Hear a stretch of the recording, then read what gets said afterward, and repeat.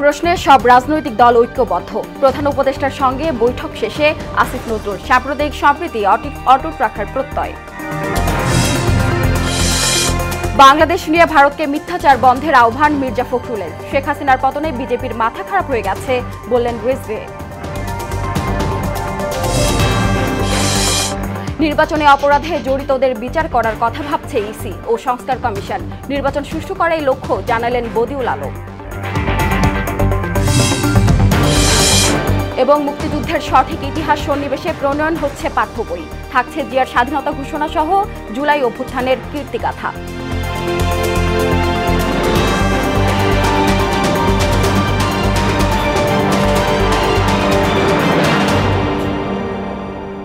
আসসালামু আলাইকুম, সবাইকে মোহনা সংবাদে স্বাগত। শুনছিলেন শিরোনাম, সঙ্গে আছি সুরাইয়া শুভ্রা।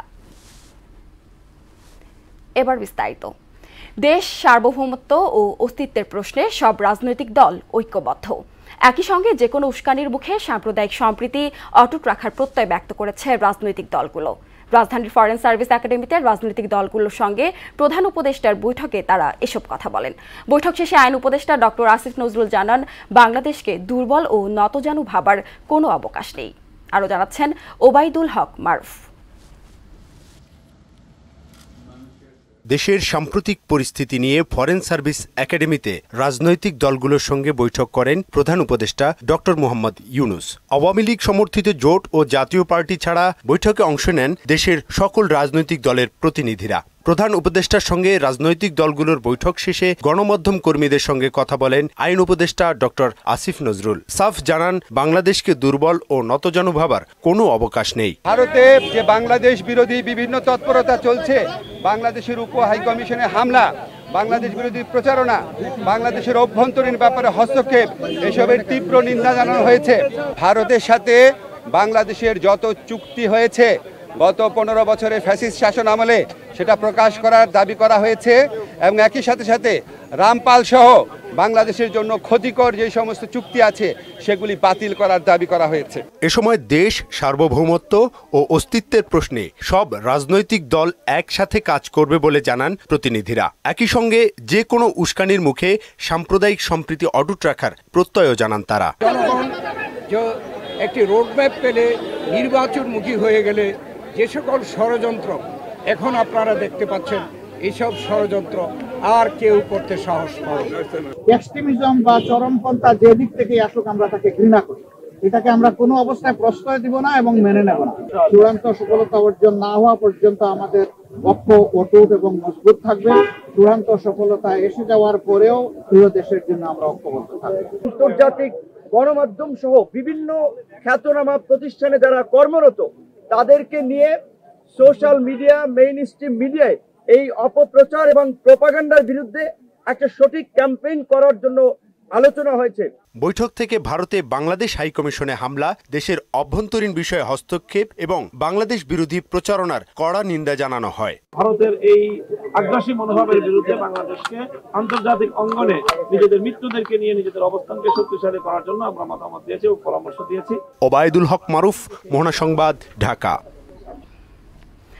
বর্তমানে বাংলাদেশ কঠিন সময় পার করছে বলে মন্তব্য করেছেন অন্তর্বর্তী সরকারের প্রধান উপদেষ্টা ডক্টর মোহাম্মদ ইউনূস। রাজধানীর মিরপুর সেনানিবাসে ন্যাশনাল ডিফেন্স কলেজের গ্রাজুয়েশন সিরিমনিতে যোগ দিয়ে একথা বলেন প্রধান উপদেষ্টা। তিনি বলেন, বৈশ্বিক ও কৌশলগতভাবে এখন কঠিন সময় যাচ্ছে, বাংলাদেশেও এর ব্যতিক্রম নয়। অতীতের যে কোনো সময়ের তুলনায় দেশবাসীকে ঐক্যবদ্ধ থাকতে হবে বলেও উল্লেখ করেন ডক্টর ইউনূস। এ সময় জাতীয় ও আন্তর্জাতিক ক্ষেত্রে সশস্ত্র বাহিনীর ভূমিকার প্রশংসা করেন প্রধান উপদেষ্টা।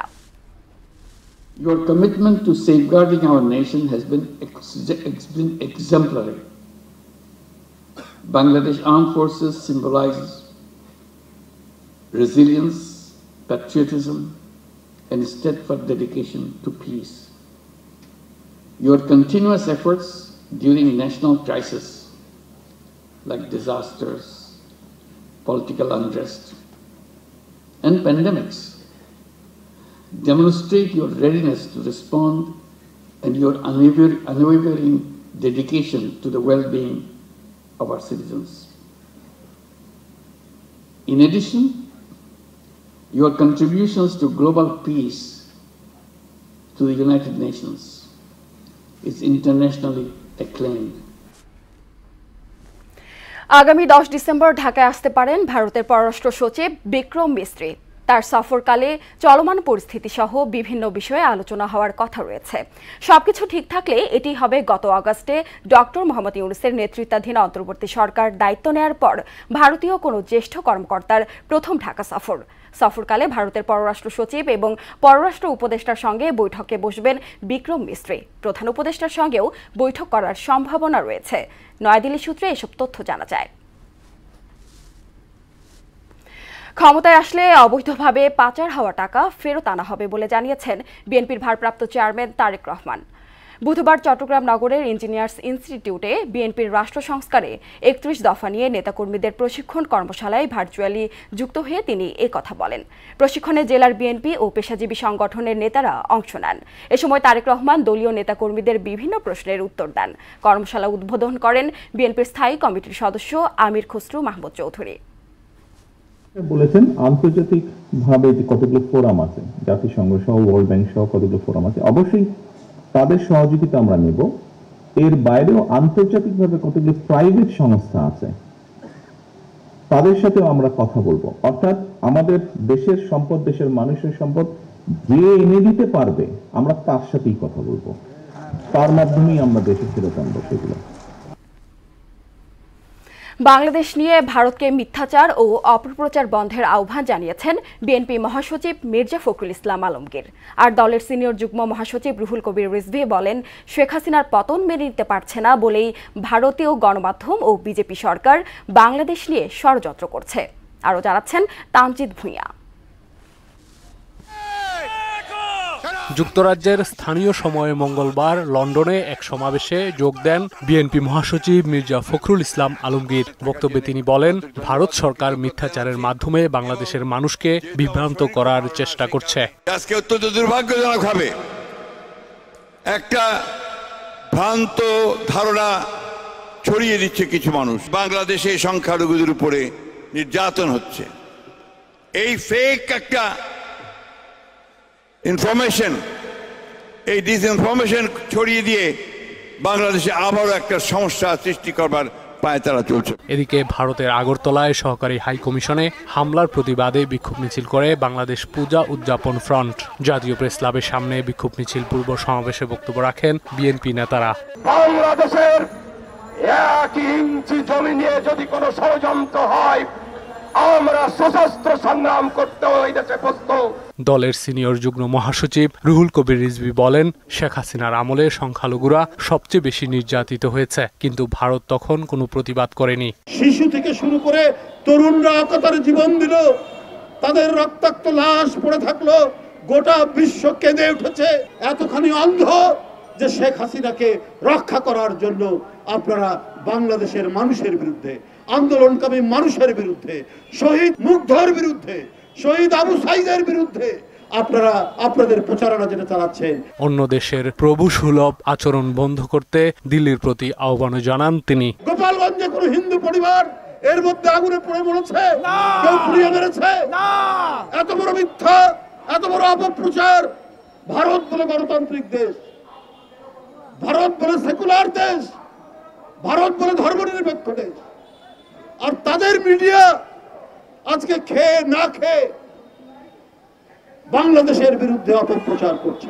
পরে একটি বিক্ষোভ মিছিল বিএনপির কেন্দ্রীয় কার্যালয়ে গিয়ে শেষ হয়। বিক্ষোভে অংশ নিয়ে বিএনপি নেত্রী অপর্ণা রায় ভারতের বাংলাদেশ বিরোধী মনোভাবের তীব্র সমালোচনা করেন। সকল সম্প্রদায় বলবো এবং নৃগোষ্ঠী যারা আছে সবাইকে বলবো, ওদের উস্কানির পাতা ফাঁদে আপনারা পা দিবেন। তামজিদ ভুঁইয়া, মোহনা সংবাদ, ঢাকা। নির্বাচনী অপরাধে জড়িতদের বিচারের আওতায় আনার কথা ভাবছে ইসি ও সংস্কার কমিশন। বুধবার বিকেলে নির্বাচন ভবনে নবগঠিত ইসির সঙ্গে বৈঠক শেষে সাংবাদিকদের একথা জানান নির্বাচন ব্যবস্থা সংস্কার কমিশনের প্রধান বদিউল আলম মজুমদার। সুষ্ঠু নির্বাচনের লক্ষ্যে ইসি ও কমিশন একই পথে সওয়ার বলেও জানান তিনি। এমআর আসাদের রিপোর্ট। নবগঠিত ইসির সঙ্গে সৌজন্য সাক্ষাৎ করতে বদিউল আলম মজুমদারের নেতৃত্বে আগারগাঁয়ের নির্বাচন ভবনে আসেন নির্বাচন ব্যবস্থা সংস্কার কমিশনের সদস্যরা। নির্বাচনী রোডম্যাপ আলোচনায় স্থান পায়নি জানিয়ে নির্বাচন কমিশনার আবুল ফজল মোহাম্মদ সানাউল্লাহ বলেন, কথা হয়েছে নির্বাচন ব্যবস্থায় জনগণের আস্থা ফেরানোর উপায় নিয়ে। রোডম্যাপের ব্যাপারটা হচ্ছে একটা সামষ্টিক ব্যাপার। এখানে এটার সাথে আমাদের কতগুলো ন্যাশনাল ইনিশিয়েটিভস আছে, এই সংস্কার কার্যক্রমগুলো আছে, আমাদের আভ্যন্তরীণ কিছু প্রিপারেশনের ব্যাপার আছে। একটা দিনে যখন আমরা বলবো যে ওকে এখন থেকে ইলেকশন, তখন আমার কত সময় লাগবে, সেই রকম প্রস্তুতি তো নির্বাচন কমিশনের সবসময় আছে, থাকবে। বাট দেন আপনারা যে রোডম্যাপ যেটা চাচ্ছেন যে কয় তারিখে কি ঘোষণা করবেন না, এই ধরনের আলোচনা এখন হয়। মনোনয়নপত্র, হলফনামা, এনআইডি, ভোটার তালিকা সহ বিভিন্ন বিষয়ে ইতিবাচক আলোচনার কথা জানান নির্বাচন ব্যবস্থা সংস্কার কমিশনের প্রধান বদিউল আলম মজুমদার। যতগুলো বিষয় নির্বাচন সংক্রান্ত, এনআইডি, তারপরে অনুপস্থিত ভোটার, এগুলো সবগুলো বিষয়ে আমাদের আলোচনা হয়েছে, মত বিনিময়। নির্বাচনী অপরাধ করে পার পেয়ে যাওয়াদের বিচারের মুখোমুখি করার কথাও জানান তিনি। তারা ইচ্ছা করলেই করতে পারতেন, রেজাল্ট হওয়ার পরে, তারা গেজেট হওয়ার আগে তারা তদন্ত সাপেক্ষে, আদালতের সুস্পষ্ট রায় আছে, তদন্ত সাপেক্ষে তারা নির্বাচন বাতিল করতে পারতেন, এবং নির্বাচন শুধু বাতিল নয়, পুনর্নির্বাচনে তারা ক্ষমতা, পুনর্নির্বাচনের আদেশ দেওয়ার ক্ষমতা তাদের আছে, সেই ক্ষমতা তারা ব্যবহার করেন নাই। নির্বাচনের ক্ষেত্রে অনেকগুলো অপরাধ করা হয়েছে, এই অপরাধের বিচার হওয়া দরকার, এই বিষয়টাও আমরা আলোচনা করেছি। যারা অপরাধ করেছে, যাদের অপরাধ প্রমাণিত হবে, তাদের অবশ্যই বিচারের আওতায় আসতে হবে। সুষ্ঠু, অবাধ ও গ্রহণযোগ্য নির্বাচনের লক্ষ্য নিয়ে ইসি ও সংস্কার কমিশন একযোগে কাজ করছে বলেও উল্লেখ করেন বদিউল আলম মজুমদার। মনে হলো যে আমরা we are on the same page. MR Asad, Mohona সংবাদ, ঢাকা। জুলাই আগস্ট গণহত্যার অভিযোগে আওয়ামী লীগ নেতা আমির হোসেন আমু ও কামরুল ইসলামকে গ্রেপ্তার দেখিয়ে কারাগারে পাঠানো হয়েছে। আগামী 18 ডিসেম্বর তদন্তের অগ্রগতি প্রতিবেদন সহ তাদের হাজির করার নির্দেশ দিয়েছেন আন্তর্জাতিক অপরাধ ট্রাইব্যুনাল। গণহত্যার অন্যতম আসামিদের গ্রেপ্তারের চেষ্টা চলছে বলে জানিয়েছেন ট্রাইব্যুনালের প্রসিকিউটর। কাজী পাপ্পুর প্রতিবেদন। 2008 সালে আওয়ামী লীগ সরকার ক্ষমতায় আসার পর আইন প্রতিমন্ত্রীর দায়িত্ব পান অ্যাডভোকেট কামরুল ইসলাম। তার সময়ে 1971 সালের যুদ্ধাপরাধীদের জন্য 2010 সালে আন্তর্জাতিক অপরাধ ট্রাইব্যুনাল গঠন করা হয়। প্রায় 14 বছর পর সেই ট্রাইব্যুনালে যুদ্ধাপরাধীদের আসামি হয়ে নিজেই হাজির হয়েছেন কামরুল। সঙ্গী হিসেবে পেয়েছেন সাবেক শিল্পমন্ত্রী আমির হোসেন আমুকে। বুধবার সকালে ট্রাইব্যুনালে আনা হয় তাদের। এরপর শুনানি শুরু হয়। ট্রাইব্যুনালের চেয়ারম্যান বিচারপতি মোহাম্মদ গোলাম মর্তুজার নেতৃত্বাধীন 3 সদস্যের বিচারিক প্যানেল তাদের গণহত্যা মামলায় গ্রেফতার দেখিয়ে কারাগারে পাঠানোর নির্দেশ দেন। ট্রাইব্যুনালের মামলায় গ্রেফতার দেখিয়েছেন এবং কারাগারে প্রেরণের নির্দেশ দিয়েছেন। পরবর্তীতে 18 ডিসেম্বর এই মামলার নির্ধারিত তারিখ আছে, সেদিনকে তাদেরকে অন্যান্য আসামিদের সাথে পুনরায় উপস্থাপন করা হবে। জুলাই গণহত্যায় যারা প্রকৃত অপরাধী তারা এখনো ধরাছোঁয়ার বাইরে কেন? সাংবাদিকদের এমন প্রশ্নে তিনি বলেন, খুনি সবাইকে গ্রেফতারের চেষ্টা চলছে। অল্প কয়েকজন ব্যক্তি ইতিমধ্যে গ্রেফতার হয়েছেন, এখনো অনেক ব্যক্তি গ্রেফতার হননি এবং তারা পলাতক থাকা থেকেও এই মামলার তদন্তে বাধাগ্রস্ত করে বিভিন্ন বক্তৃতা বিবৃতি দিচ্ছেন, যেটিতে আমাদের তদন্ত বাধাগ্রস্ত হচ্ছে। আমরা সরকারের কাছে অনুরোধ জানাচ্ছি যে খুব শীঘ্রই তাদের আইন শৃঙ্খলা বাহিনীকে আরও তৎপর করে, গোয়েন্দা সংস্থাকে তৎপর করে এই পলাতক আসামিদেরকে যেন অতি দ্রুত গ্রেফতার করে। আমরা রেড নোটিশের অ্যাপ্লিকেশন করেছি, সেটি এখনো পেন্ডিং আছে। এদিন যাত্রাবাড়িতে এক শিক্ষার্থী হত্যা মামলায় সাবেক ওসি আবুল হাসানকেও ট্রাইব্যুনালে হাজির করা হয়। এদিকে হাইকোর্টের কয়েকজন বিচারপতির আচরণের বিষয়ে প্রাথমিক তদন্ত চলছে বলে জানিয়েছে সুপ্রিম কোর্ট প্রশাসন। কাজী পাপ্পু, মোহনা সংবাদ, ঢাকা। রোজার সময় বাজার পরিস্থিতি স্বাভাবিক রাখার আশ্বাস দিয়েছেন অর্থ উপদেষ্টা ডক্টর সালেউদ্দিন আহমেদ। সচিবালয়ে সরকারি ক্রয় সংক্রান্ত উপদেষ্টা পরিষদ কমিটির বৈঠক শেষে তিনি এই আশ্বাস দেন। অর্থ উপদেষ্টা বলেন, রাজনৈতিক কারণে ভারতের সাথে বাণিজ্যিক সম্পর্কে কোনো প্রভাব পড়বে না। ভারত, মিয়ানমার ও ভিয়েতনামের কাছ থেকে চাল আমদানির কথা চলছে জানিয়ে সালেউদ্দিন বলেন, বিশ্ববাজারে সয়াবিনের দাম অনেক বেড়ে গেছে, যে কারণে বাজারে কিছুটা সংকট চলছে। চাল আমদানি করার ব্যাপারে আমরা সিদ্ধান্ত নিয়েছি। মসুর ডাল, তারপরে আপনার এই দুটোরও খাদ্যদ্রব্য, এর আগে তো আমরা আরেক দিয়েছি। আর ভবিষ্যতের জন্য আমরা অলরেডি কথা বলেছি যে সয়াবিন অয়েলের প্রাইস বেড়ে গেছে, সেটা কীভাবে করা যায়। অলরেডি ইম্পোর্ট করছি, ভারত থেকে চাল আমদানি করবে কি না করবে এগুলো আমাদের প্রশ্ন না। যারা আমরা কম্পিটিটিভ প্রাইসে দেবে, দ্রুত দেবে এবং কোয়ালিটি, এটা দিলে আমরা ভারত বা অন্য কান্ট্রি হিসেবে করতে হবে। সেটা বিভিন্ন দেশ, শুধু ভারত না, মায়ানমারের সাথে কথা বলছি। বাংলাদেশ জন্মের ইতিহাসে যার যা ভূমিকা তা সন্নিবেশিত করেই হচ্ছে নতুন পাঠ্য বই। উঠে আসবে মুক্তিযুদ্ধে জিয়াউর রহমানের স্বাধীনতা ঘোষণার বিষয়টি, যুক্ত হচ্ছে জুলাই অভ্যুত্থান আর দেয়ালে আঁকা বিভিন্ন গ্রাফিতি। তবে বাদ যাবে বইয়ের প্রচ্ছদে থাকা শেখ হাসিনার ছবি সংবলিত উক্তি। সরকারের উদ্যোগকে স্বাগত জানিয়ে শিক্ষাবিদরা বললেন, এতদিন দেশের সঠিক ইতিহাস পাঠ্য বইয়ে আসেনি। পাঠ্য বই ও শিক্ষাক্রম নিয়ে নাসির উদ্দিনের 3 পর্বের ধারাবাহিকের দ্বিতীয় পর্ব আজ। স্বাধীন সার্বভৌম বাংলাদেশ প্রতিষ্ঠা পায় 53 বছর আগে। এর জন্মের সঙ্গে ওতপ্রোতভাবে জড়িত 1952 ভাষা আন্দোলন। এর পাশাপাশি মুক্তিযুদ্ধ এবং এর পরের নানা ইতিহাস জড়িয়ে আছে বাংলাদেশের বাঁকে বাঁকে। যদিও পাঠ্য বইয়ে গ্রহণযোগ্য কিংবা সবার মতামত ভিত্তিক ইতিহাস কখনোই উঠে আসেনি। ছাত্র জনতার অভ্যুত্থানে আওয়ামী লীগের টানা 15.5 বছরের শাসন আমলের অবসানের পর রাষ্ট্রের অন্যান্য ক্ষেত্রের মতো পাঠ্য বইয়ে আসছে পরিবর্তন। পাল্টে যাবে ইতিহাসের নানা দিক। একান্ত সাক্ষাৎকারে NCTB chairman AKM Riazul Hasan বলেন, বাংলাদেশ জন্মের ইতিহাসে যার যা অবদান তা লিপিবদ্ধ হবে। পূর্ব বাংলার জনগোষ্ঠীর জন্য তারা যা করেছেন, সেটা তো অবিস্মরণীয়। স্বাধীনতার যিনি ঘোষণা দিয়েছেন 26শে মার্চ এবং পরবর্তীতে 27শে মার্চও, এগুলো অন রেকর্ড, যেগুলো যে তার জন্য এটার জন্য তিনি কৃতিত্ব পেতে পারেন। ইতিহাসের এই অংশগুলো যেভাবে যতটুকু ঘটেছে আমরা সেভাবে তুলে ধরার চেষ্টা করছি। পাঠ্য বই থেকে বাদ যাচ্ছে আওয়ামী লীগ সরকারের উন্নয়ন কর্মকাণ্ডের অতিরঞ্জিত চিত্র। প্রচ্ছদে থাকা শেখ হাসিনার ছবি সংবলিত উক্তিও থাকবে না। বইয়ের ব্যাক কভারে নেত্রীর ছবি, তার বাণী, তার বক্তব্য, বইয়ের কিনারে দেখা যাবে যে তার রাজনৈতিক সাফল্যের কাহিনী, এগুলো কিন্তু শিক্ষার্থীদেরকে বিরক্ত করে। বইয়ে থাকবে 24-এর গণ অভ্যুত্থান গল্প। এছাড়া 5 আগস্ট পরবর্তী সময়ে দেয়ালে আঁকা নানা উজ্জীবনী গ্রাফিতিও স্থান পাবে। জুলাইয়ের অভ্যুত্থানের পরেও তাদের স্বপ্নের কথাও পরবর্তীতে তারা এঁকেছে। এই যে স্বপ্নের কথাগুলি এঁকেছে, তারা কি দেশ দেখতে চায়, এই দিকগুলো আমরা বিবেচনা করে বাছাই করে কিছু গ্রাফিতি আমরা সেখানে দিয়েছি। শিক্ষাবিদরা বলেন, পাঠ্য বইয়ে সঠিক ইতিহাস ছাড়া একটি জাতি অন্ধকারে নিমজ্জিত থাকে। অতীতে বারবারই এমন ঘটনা হয়েছে। এখানে একক দলের যে মুক্তিযুদ্ধের অবদান, সেটাকে প্রতিহত করা হয়েছে। সেখানে মুক্তিযুদ্ধে যে আরও অংশগ্রহণকারী বিভিন্ন প্রতিষ্ঠান, সংগঠন, ব্যক্তিত্ব এবং সরকার ব্যবস্থাপনা ছিল, সেই জায়গাগুলো আসলে বড় করে ফোকাসড হয়নি।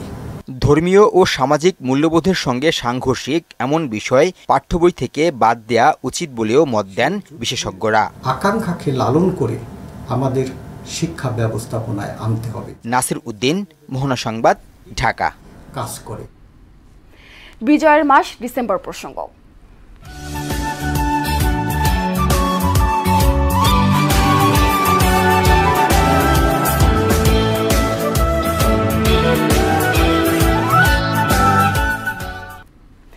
মিত্র বাহিনীর তীব্র বিমান হামলায় পাকিস্তান সশস্ত্র বাহিনী যখন নাস্তানাবুদ, তখন প্রেসিডেন্ট ইয়াহিয়া খান বলেন, চীনের সহায়তায় পূর্ব পাকিস্তানের মেরুদণ্ড চিরতরে ঘুরিয়ে দেওয়া হবে। এর মধ্যেই মিত্র বাহিনীর পক্ষ থেকে ঢাকার আকাশকে শত্রুমুক্ত ঘোষণা করা হয়। 71-এর 5 ডিসেম্বরের খণ্ডচিত্র জানাচ্ছেন ইশতিয়াক হোসেন। বছরের পর বছর নিষ্পেষিত ও কোণঠাসা করে রাখা বাঙালি এতটা মারমুখী ও অপ্রতিরোধ হয়ে উঠবে তা ঘুণাক্ষরেও ভাবতে পারেনি পাকিস্তানি বাহিনী। 1971-এর এই দিনে তীব্র বিমান আক্রমণে পাকিস্তানিদের বিপর্যস্ত করে বাংলার আকাশকে শত্রুমুক্ত করার ঘোষণা দেয় মিত্রবাহিনী। নৌপথে যুদ্ধের শুরুতেই যুক্তরাষ্ট্রের কাছ থেকে পাওয়া পাকিস্তানের সাবমেরিন PMS গাজী ধ্বংস করে দেয় মুক্তিসেনারা। এমন বিপর্যয়কর অবস্থায় ডন পত্রিকাকে দেয়া সাক্ষাৎকারে পাকিস্তানের প্রেসিডেন্ট ইয়াহিয়া খান বলেন, চীনের সহায়তায় মিত্রবাহিনীকে এমন শিক্ষা দেয়া হবে যে বাংলার জনগণ কোনোদিনও মাথা তুলে দাঁড়াতে পারবে না। অন্যদিকে মুক্তিযুদ্ধের এই দিনে চীন থেকে পাওয়া অস্ত্র ও গোলাবারুদ বোঝাই 3টি জাহাজের চালান নিরাপত্তার কারণে চট্টগ্রাম থেকে গভীর সমুদ্রে সরিয়ে নেয় পাকিস্তান সেনাবাহিনী। ইশতিয়াক হোসেন, মোহনা সংবাদ। 5 অগস্টের পট পরিবর্তনের সময় পালিয়ে যাওয়া কারাবন্দীর মধ্যে এখনও গ্রেপ্তার হয়নি 700 অপরাধী। দেশের 69টি কারাগারের মধ্যে 17টি কারাগার এখনও ঝুঁকিপূর্ণ বলেও জানিয়েছেন কারা মহাপরিদর্শক। সকালে কারা অধিদপ্তরে এক সংবাদ সম্মেলনে তিনি জানান, কারাগার থেকে পালানোর ঘটনা ভবিষ্যতে যাতে আর না ঘটে সে ব্যবস্থা নিচ্ছে কর্তৃপক্ষ। মুনতাসির মামুনের রিপোর্ট। ছাত্র জনতার গণ অভ্যুত্থানের মুখে 5 আগস্ট পতন হয় 15 বছর স্বৈরাচারী শাসনামলের। সাবেক প্রধানমন্ত্রী শেখ হাসিনা পালিয়ে আশ্রয় নেন পাশের দেশ ভারতে। পরিবর্তিত রাজনৈতিক প্রেক্ষাপটে বিক্ষোভ ছড়িয়ে পড়ে কারাগারগুলোতে। এই সুযোগে সারা দেশে কারাগার থেকে পালিয়ে যায় 2200 আসামি, যাদের 1500 জনকে এর মধ্যে গ্রেফতার করা হয়েছে। এখনো পলাতক রয়েছে 700 জন, যার মধ্যে 70 জন ফাঁসির দণ্ডপ্রাপ্ত আসামি। পুনরায় গ্রেফতার হয়েছেন 1500-র মতো, অ্যারাউন্ড 700+ বন্দী যারা এখনো পলাতক রয়েছে। কারা মহাপরিদর্শক জানান, কোনো আসামিকে পুলিশের কাছে হস্তান্তর করার পর কারা কর্তৃপক্ষের আর কোনো দায় থাকে না। কারাগারে কোনো কয়েদিকে অতিরিক্ত সুযোগ সুবিধা দেয়া হয় না বলে দাবি করেন তিনি। কোনো বন্দীকে কারাগারের বাইরে যখন নেওয়া হয়, আপনারা সবাই জানেন, আমরা সাধারণত আইন শৃঙ্খলা রক্ষাকারী বাহিনীর কাছে এটা হস্তান্তর করি। তারা সিকিউরিটি এবং গার্ড দিয়ে আদালতে নিয়ে যায় এবং পরবর্তীতে আমাদের কাছে হস্তান্তর করে। সকল বন্দীদের মাসিক একটা সুনির্দিষ্ট সর্বোচ্চ অঙ্কের ব্যয় নির্ধারণ করে দেওয়ার জন্য আমরা পদক্ষেপ নিয়েছি এবং অল্প সময়ের মধ্যে এটা কার্যকর করা হবে। কারারক্ষীদের বিরুদ্ধে সুনির্দিষ্ট অভিযোগ থাকলে তদন্ত করে দায়ীদের বিরুদ্ধে কঠোর ব্যবস্থা নেওয়ার আশ্বাস দেন কারা মহাপরিদর্শক। অতি দ্রুততার সাথে তাকে বিচারের আওতায় এনে আমরা প্রশাসনিক ব্যবস্থা গ্রহণ করব। মুনতাসির মামুন, মোহনা সংবাদ, ঢাকা। গত 3 মাসে বৈষম্য বিরোধী আন্দোলনে শ্রমিক হত্যা মামলায় গাজীপুর বাসন থানা শ্রমিক লীগ সভাপতি আব্দুস সোবহানকে গ্রেপ্তার করেছে পুলিশ। দুপুরে নগরীর চান্দনা চৌরাস্তা এলাকা থেকে তাকে গ্রেপ্তার করা হয়। তার বিরুদ্ধে চাঁদাবাজি ও জমি দখল সহ নানা অভিযোগ রয়েছে। জিএমপির বাসন থানার ওসি রাহিদুল ইসলাম জানান, সোবহানকে 10 দিনের রিমান্ডে নেয়ার আবেদন জানিয়ে আদালতে পাঠানো হচ্ছে। এর আগেও অক্টোবরে যৌথ বাহিনী তাকে আটক করে। সোবহান চান্দনা চৌরাস্তার কাঁচাবাজার আড়ত ব্যবসায়ী সমিতির সভাপতিও ছিলেন। খুলনা বিশ্ববিদ্যালয়ের শিক্ষার্থীদের সাথে বাস শ্রমিকদের ধাওয়া পাল্টা ধাওয়া ঘটনা ঘটেছে। বুধবার সন্ধ্যায় সোনারাঙ্গা বাস টার্মিনালে এই ঘটনা ঘটে। দফায় দফায় সংঘর্ষে পুরো এলাকায় উত্তেজনা ছড়িয়ে পড়ে। সোনারাঙ্গা থানা পুলিশের ওসি তদন্ত হাওলাদার সানোয়ার মাসুম জানান, ভাড়া নিয়ে কথা কাটাকাটির জেরে এক শিক্ষার্থীকে লাঞ্ছিত করে বাস শ্রমিকরা। বিষয়টি ওই শিক্ষার্থী অন্যদের জানালে বাসস্ট্যান্ডে এলাকায় দুপক্ষের মধ্যে সংঘর্ষ বাধে। পরিস্থিতি নিয়ন্ত্রণে বিপুল সংখ্যক সেনা, নৌ ও পুলিশ সদস্য মোতায়েন করা হয়েছে। 250 শয্যা বিশিষ্ট গোপালগঞ্জ জেনারেল হাসপাতালে 10 বছর ধরে নষ্ট এমআরআই মেশিন। সিটি স্ক্যান মেশিনটি চলে না 4 বছর ধরে। বন্ধ রয়েছে এক্স-রে বিভাগও। এমন বাস্তবতায় চরম ভোগান্তিতে পড়েছেন সেবা প্রার্থীরা। হাসপাতাল কর্তৃপক্ষ আশ্বাস দিলেও মেলেনি কোনো সমাধান। মাসুদ পারভেজের প্রতিবেদন, জানাচ্ছেন বুসরাত জাহান। 10 বছর ধরে নষ্ট গোপালগঞ্জ 250 শয্যা বিশিষ্ট জেনারেল হাসপাতালের এমআরআই। কোটি টাকা মূল্যের এসব যন্ত্রপাতি দিনের পর দিন অকেজো হয়ে পড়ে থাকলেও মেশিনগুলো চালুর তেমন কোনো উদ্যোগ নেই হাসপাতাল কর্তৃপক্ষের। ফিল্ম না থাকার অজুহাতে দীর্ঘদিন বন্ধ আছে এক্স-রে মেশিন। রেডিওলজি, আলট্রাসোনোগ্রাম ও ইসিজি ছাড়া সরকারি সুবিধায় মেলে না আর কোনো পরীক্ষা, যে কারণে দীর্ঘদিন ধরে চরম ভোগান্তি পোহাচ্ছেন সরকারি হাসপাতালটিতে প্রতিদিন চিকিৎসা নিতে আসা গোপালগঞ্জের 5 উপজেলা সহ আশেপাশের জেলার কয়েক হাজার মানুষ। এ কারণে সুযোগ নিচ্ছেন বেসরকারি ডায়াগনস্টিক সেন্টারের দালালরা। এই কাগজটা নিয়ে আমার কাছে থেকে নিয়ে গেছে, নিয়ে বলতেছে যে এখানে এই আলট্রাসাউন্ড হবে না, সিবিসি হবে না। খরচ তো কম আর বাইরের খরচ তো অনেক বেশি। এখন গরিব মানুষ আমরা তো সরকারি হাসপাতালেই আসছি ট্রিটমেন্টের জন্য। বেশিরভাগই পরীক্ষাগুলো আমাদের বাইরে থেকে করাতে হয় এবং এই পরীক্ষাগুলো অনেক চড়া মূল্যে। হাসপাতালে যদি এক্সরে না করে আমরা গরিব মানুষ, তাহলে বাইরে তো বেশি টাকা লাগে। যে পরীক্ষা নিতে যে আলট্রাসাউন্ড, এক্সরে, তারপরে সিটি স্ক্যান সবই বাইরে থেকে করা লাগে। এমআরআই, সিটি স্ক্যান সহ অনেক মেশিন বন্ধ থাকায় অতিরিক্ত টাকা দিয়ে বেসরকারি প্রতিষ্ঠান থেকে পরীক্ষা করাচ্ছেন রোগীরা। এমনটা বললেন মেডিকেল টেকনোলজিস্ট।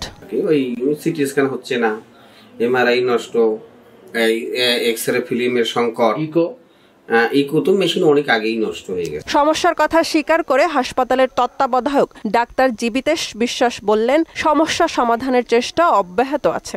এমআরআই মেশিন তো 10 বছর আগে নষ্ট, ওটার খবর যেহেতু এবার টেন্ডার প্রক্রিয়া একটু দেরি হয়েছে, ফিল্ম আমাদের একেবারে নেই তা নয়, আমরা ভেরি ইমার্জেন্সি দিয়ে সেটা আমরা এখনো।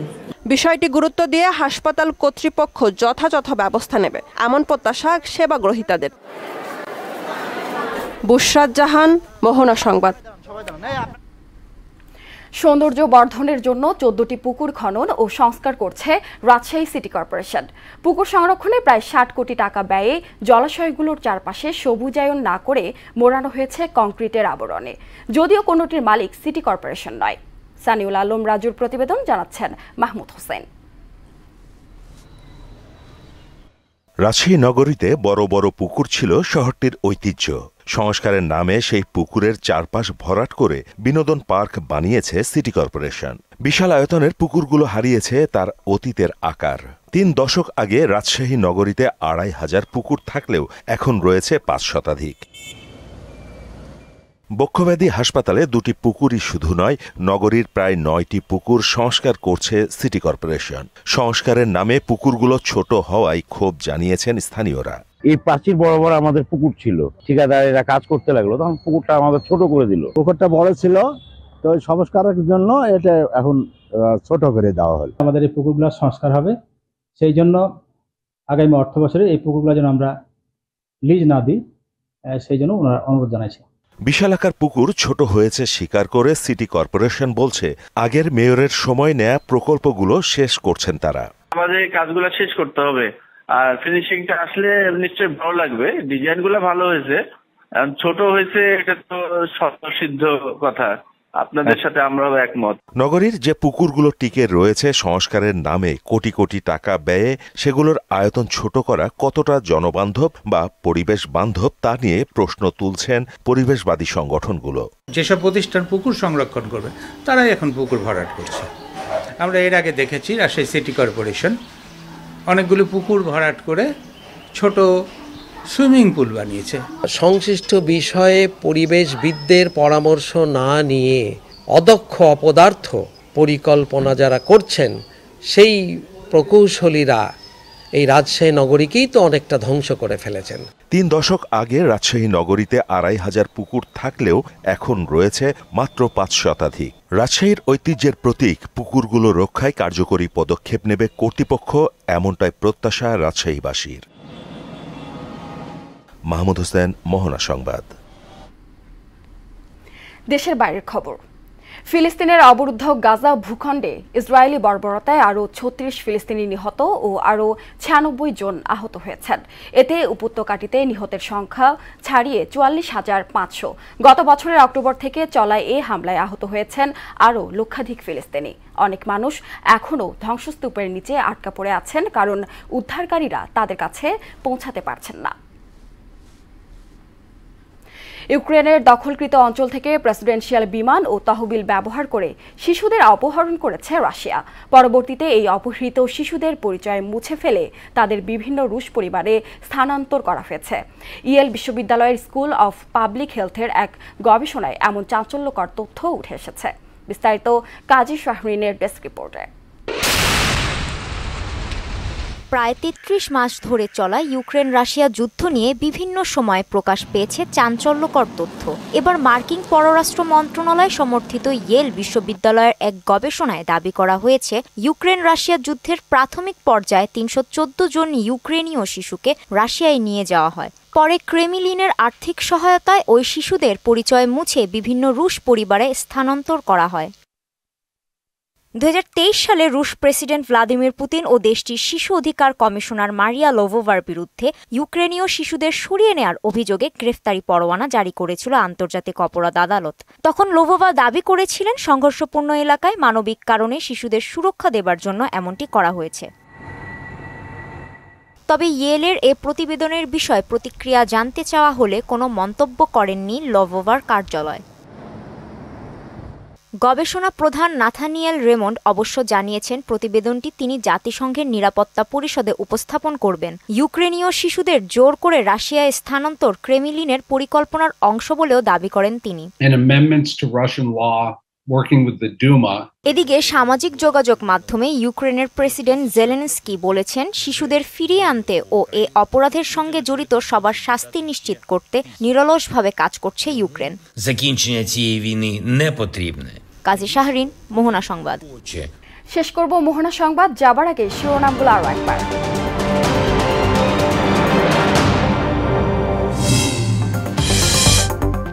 অস্তিত্বের প্রশ্নে সব রাজনৈতিক দল ঐক্যবদ্ধ, প্রধান উপদেষ্টার সঙ্গে বৈঠক শেষে আসিফ নজরুল সাম্প্রদায়িক সম্প্রীতি অটুট রাখার প্রত্যয়।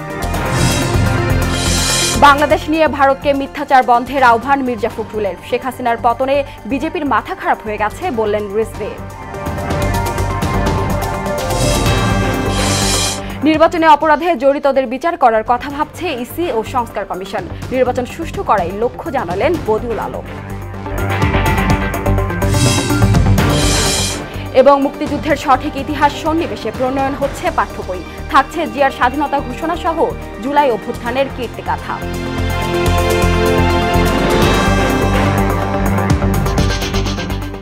এ ছিল মোহনা সংবাদে। মোহনার সবশেষ খবর জানতে ভিজিট করুন www.mohana.tv। সংবাদ দেখতে পারেন ফেসবুক, ইউটিউবে। এতক্ষণ সঙ্গে থাকার জন্য ধন্যবাদ সবাইকে।